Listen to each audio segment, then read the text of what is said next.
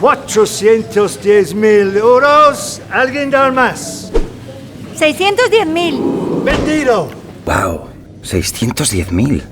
Es mucho. Y curiosamente es el mismo número de personas en total que escriben mal Hyundai en internet cada mes. No entiendo Hyundai. Y es que aquí tenemos un problema. Marta, ¿cómo se escribe Hyundai? ¿Cómo suena? Escribimos mal Hyundai cada 4,25 segundos. 185.000 personas escriben Hyundai, tantas como palomas hay en Venecia.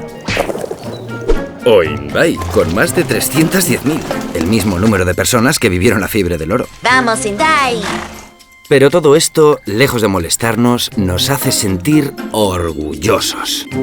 Y es que da igual cómo nos busques, lo importante es que nos encuentres.